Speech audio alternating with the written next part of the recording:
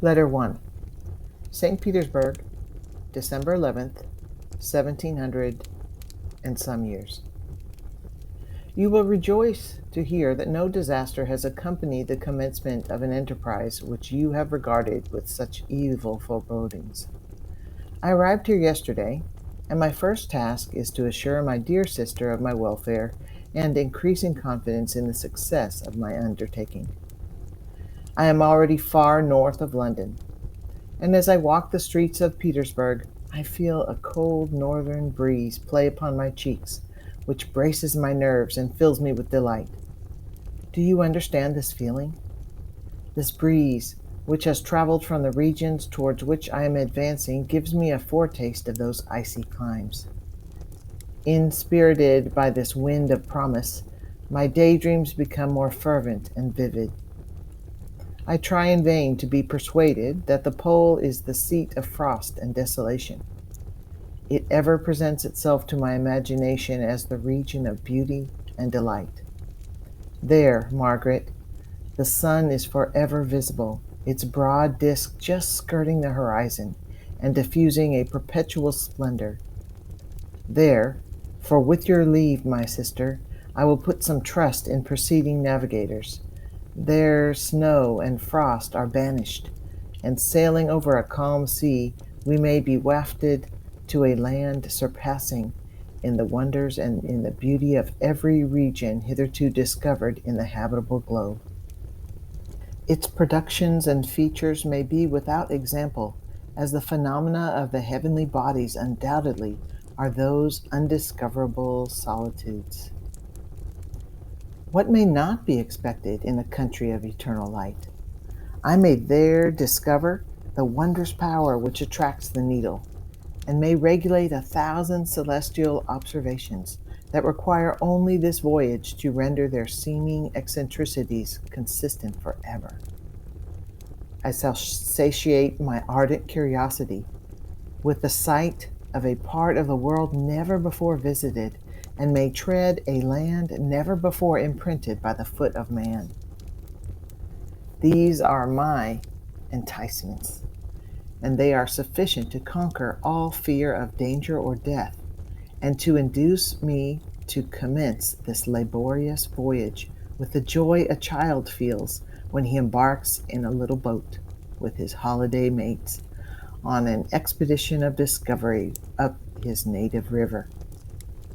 But, supposing all these conjectures to be false, you cannot contest the inestimable benefit which I shall confer upon all mankind to the last generation by discovering a passage near the pole to those countries, to reach which at present so many months are requisite, or by ascertaining the secret of the magnet, which, if at all possible, can only be effected by an undertaking such as mine. These reflections have dispelled the agitation with which I began my letter, and I feel my heart glow with an enthusiasm which elevates me to heaven, for nothing contributes so much to tranquilize the mind as a steady purpose, a point on which the soul may fix its intellectual eye. This expedition has been a favorite dream of my early years. I have read with ardor the accounts of the various voyages which have been made in the prospect of arriving at the North Pacific Ocean through the seas which surround the pole. You may remember that a history of all the voyages made for purposes of discovery composed the whole of our good Uncle Thomas's library. My education was neglected, yet I was passionately fond of reading. These volumes were my study day and night, and my familiarity with them increased that regret which I felt as a child on learning that my father's dying injunction had forbidden my uncle to allow me to embark in a seafaring life. These visions faded when I perused, for the first time, those poets whose effusions entranced my soul and lifted it to heaven. I also became a poet, and for 1 year lived in a paradise of my own creation. I imagined that I might also obtain a niche in the temple where the names of Homer and Shakespeare are consecrated.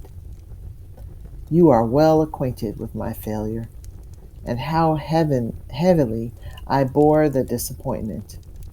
But just at that time I inherited the fortune of my cousin, and my thoughts were turned to the channel of their earlier bent. 6 years have passed since I resolved on my present undertaking. I can, even now, remember the hour from which I dedicated myself to this great enterprise. I commenced by inuring my body to hardship. I accompanied the whale fishers on several expeditions to the North Sea.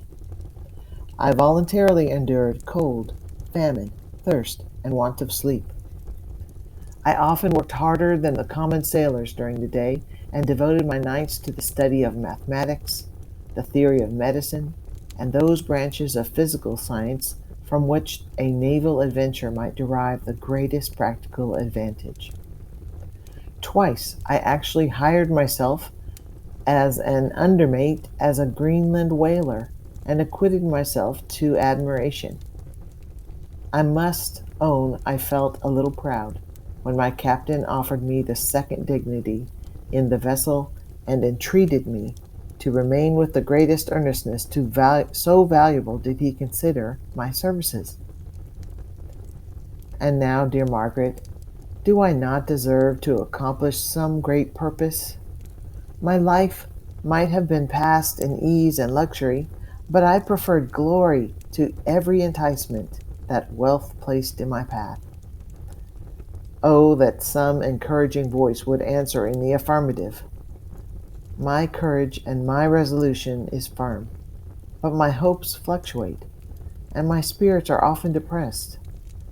I am about to proceed on a long and difficult voyage, the emergencies of which will demand all my fortitude.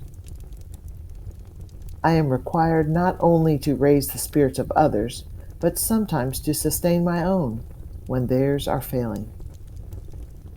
This is the most favorable period for traveling in Russia.